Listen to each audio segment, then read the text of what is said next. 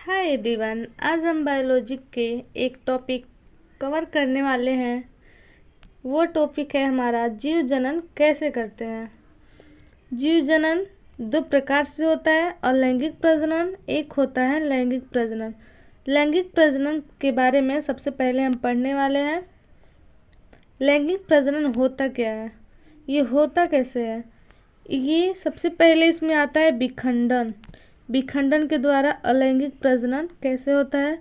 इसमें एक कोशिकीय जीव का दो या दो से अधिक कोशिका में विभाजित होना ही हमारा अलैंगिक प्रजनन कहलाता है। मान लीजिए ये हमारा एक कोशिका है, इस कोशिका यहीं से क्या करेगा, टूट जाएगा और नए दो कोशिका में विभक्त हो जाएगा, जिससे नए जीव का निर्माण हो जाएगा। नेक्स्ट है हमारा विखंडन। अब विखंडन भी हमारा दो प्रकार से होता है। इसमें फर्स्ट आता है द्विविखंडन, एक आता है बहुविखंडन। द्विविखंडन जैसे हो गया अमीबा हो गया, यूग्लिना हो गया, इसमें क्या होता है, द्विविखंडन होता है। अब बहुविखंडन जैसे प्लाज्मोडियम, प्लाज्मोडियम में बहुविखंडन होता है। मान लीजिए ये हमारा एक कोशिकीय जीव है, तो ये यहाँ से टूटेगा तो दो बराबर भागों में बट के ये एक कोशिका, ये दो कोशिका बना लेगा। आप देख सकते हैं चित्र के माध्यम से इसमें अमीबा में दो विखंडन कैसे हो रहा है।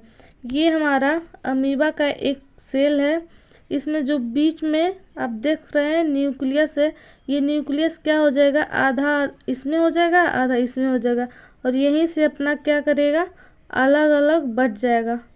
ये सेल हमारा एक अलग हो गया, एक सेल अब हमारा अलग हो गया। फिर आप देख सकते हैं नए दो जीव का निर्माण हो गया। फर्स्ट हमारा ये कोशिका, सेकेंड हमारा ये कोशिका। ऐसे ही हमारा द्विविखंडन होता है यूग्लिना में भी और अमीबा में भी। अब बहुविखंडन, इसमें हमारा द्विविखंडन में दो बराबर भागों में बट रहा है, लेकिन बहुविखंडन में ये हमारा एक कोशिका रहेगा, एक कोशिका का सेल रहेगा। ये इसमें यहाँ से कहीं टूटेगा, यहाँ से टूटेगा, एक से दो बनेगा। अब ये दो टूटेंगे तो चार बनेगा, और ये चार टूटेंगे तो ये हमारा 8 बनेगा। कुछ इस तरह से हमारा बहुविखंडन होता है। नेक्स्ट हमारा है खंडन। अब खंडन किसे कहते हैं, इसके बारे में पढ़ेंगे। इसमें क्या होता है, बहुकोशिकीय जीव दो या दो से अधिक छोटे टुकड़ों में टूटकर नए जीव बनाते हैं। जैसे कि एग्जाम्पल के लिए हम स्पायरोगायरा, आप देख सकते हैं स्पायरोगायरा का ये हमारा स्ट्रक्चर है। अब स्पायरोगायरा में क्या है, स्पायरोगायरा जो होता है बहुकोशिकीय जीव है, ये बहुत सारे कोशिकाओं से मिलकर बना होता है।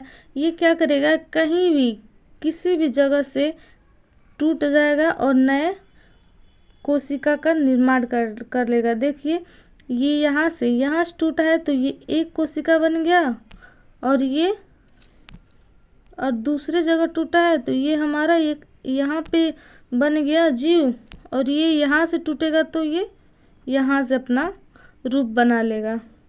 ऐसे ही होता है खंडन। नेक्स्ट है हमारा पुनरुद्भवन। अब पुनरुद्भवन किसे कहते हैं, ये कैसे होता है। इसमें जीव क्या करते हैं, अपने शरीर के कटे हुए भाग से नए जीव को जन्म देते हैं। जैसे ये मान लीजिए हाइड्रा है, ये हाइड्रा ये अपना एक जगह से कट लेगा और यहीं से अपना नया जीव बना लेगा।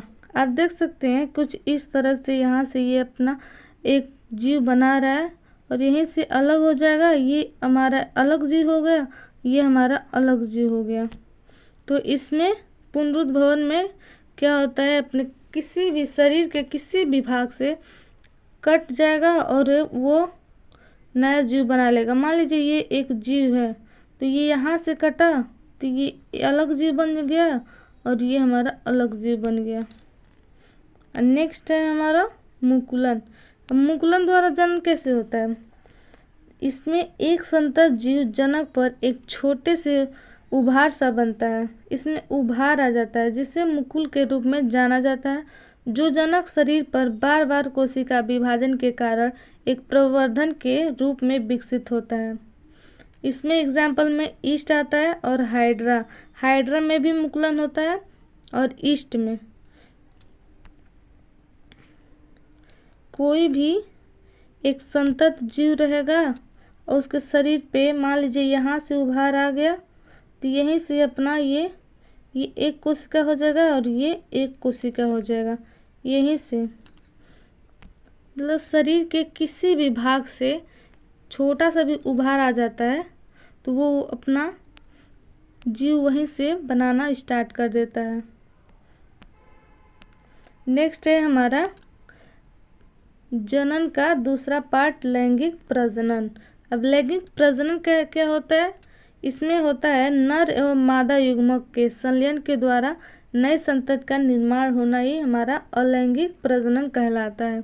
इसमें एग्जाम्पल में कौन कौन आएगा? मनुष्य आ जाएंगे, कुत्ते, बिल्ली, मेंढक इत्यादि आदि आ जाएंगे सब लैंगिक प्रजनन। लैंगिक प्रजनन हो गया हमारा। नेक्स्ट है परागण।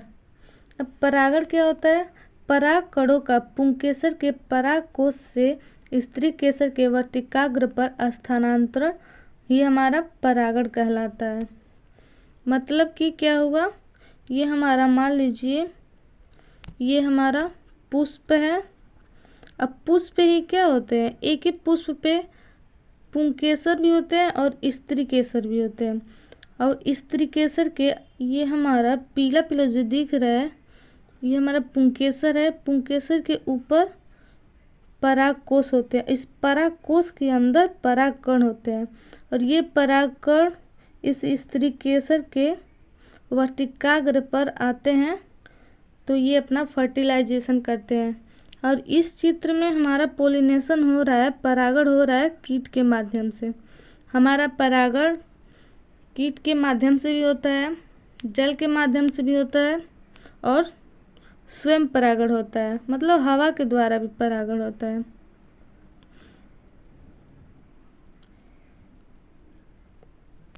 परागण पुंकेसर, ये हमारा पुंकेसर मान लीजिए ये पुंकेसर इस स्त्री केसर के वर्तिकाग्र पर आएगा तो ये हमारा परागण कहलाएगा। आई होप ये वीडियो आपको अच्छे से समझ आया होगा। ऐसे ही वीडियो पाने के लिए हमारे चैनल को सब्सक्राइब करें, बेल आइकन प्रेस करें ताकि आने वाली वीडियो की सारी नोटिफिकेशन सबसे पहले आपके पास पहुंचे। Thanks for watching this video.